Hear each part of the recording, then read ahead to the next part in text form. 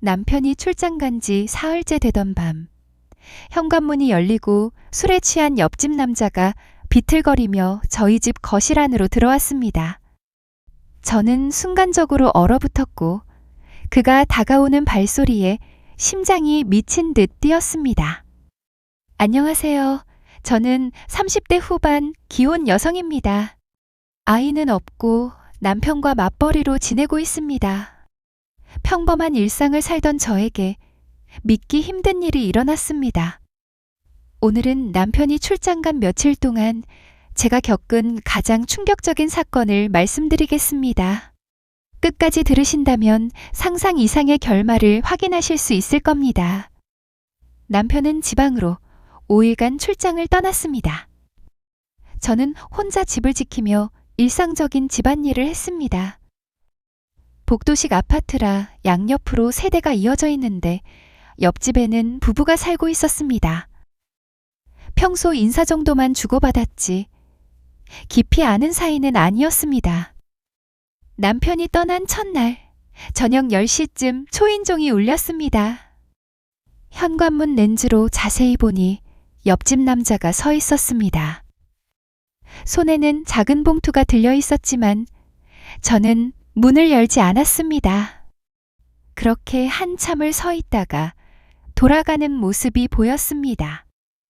그날은 다행히 별일 없었습니다.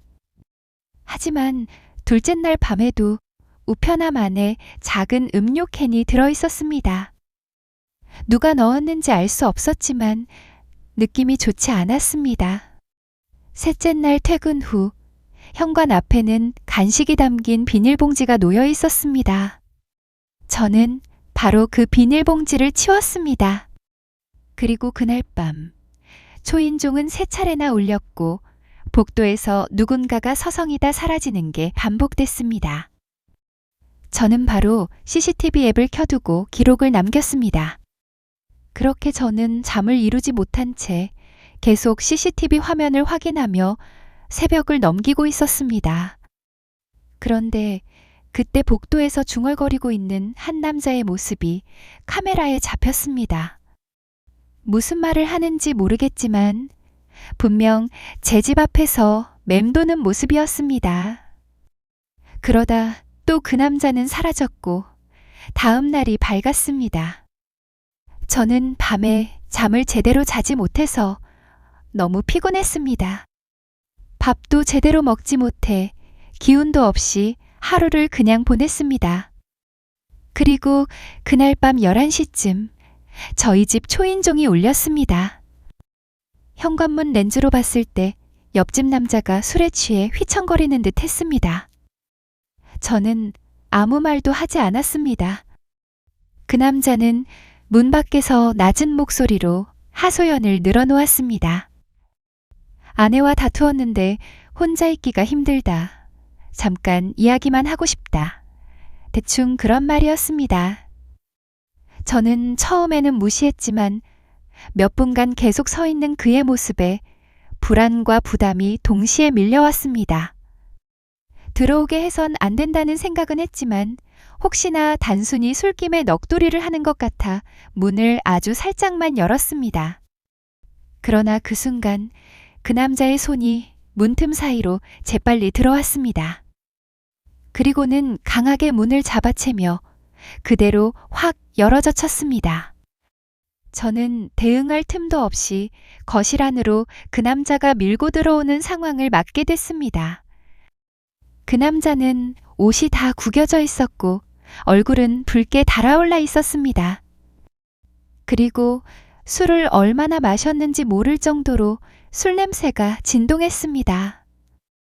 그 남자는 비틀거리며 제 쪽으로 다가왔고 저는 소파 뒤로 물러섰습니다. 하지만 그 남자는 계속 다가와 손을 뻗어 제 어깨를 꽉 잡았습니다. 저는 밀쳐내며 거리를 벌렸지만 그 남자는 계속 중얼거리며 가까이 다가왔습니다. 거실 한쪽 구석으로 몰리자 등 뒤에 벽이 닿았습니다. 그 남자는 저에게 다가와와 제 손을 붙잡았고 낮은 숨소리를 내었습니다. 그리고는 저를 억지로 쓰러뜨렸습니다. 저는 몸부림쳤지만 손이 잡혀 있어서 어쩔 도리가 없었습니다. 그 순간 현관문 쪽으로 강하게 두드리는 소리가 났습니다. 그리고 복도에서 여자의 목소리가 높게 울렸습니다. 바로 옆집 아내였습니다.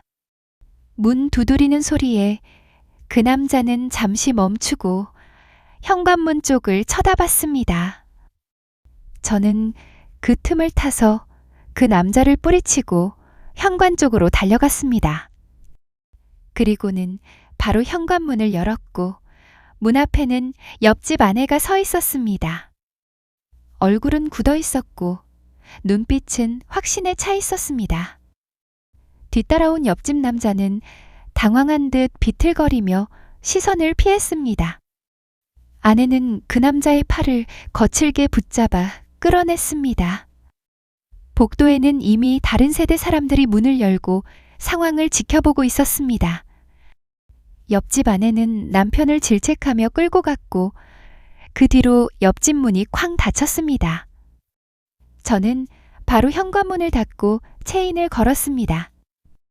체인을 걸자마자 다리에 힘이 풀려 바닥에 주저앉은 채 한동안 움직이지 못했습니다. 다음 날 아침, 복도에는 옆집 부부의 고성이 이어졌습니다. 물건이 부서지는 소리와 함께 문이 열렸다 닫히기를 반복했습니다. 오후에는 이삿짐 차량이 아파트 앞에 섰습니다. 옆집 부부는 싸움 끝에 집을 비운 듯 했습니다. 남편이 귀가한 날 저는 모든 상황을 설명하고 CCTV 영상을 보여주었습니다. 남편은 분노했고 경찰에 신고하자는 걸 저는 일이 크게 되는 게 싫어서 말렸습니다. 옆집은 며칠 만에 빈집이 되었고 더 이상 그 남자를 마주칠 일은 없었습니다. 하지만 제게 남은 건 깊은 두려움과 경계심이었습니다. 이번 일을 통해 깨달았습니다.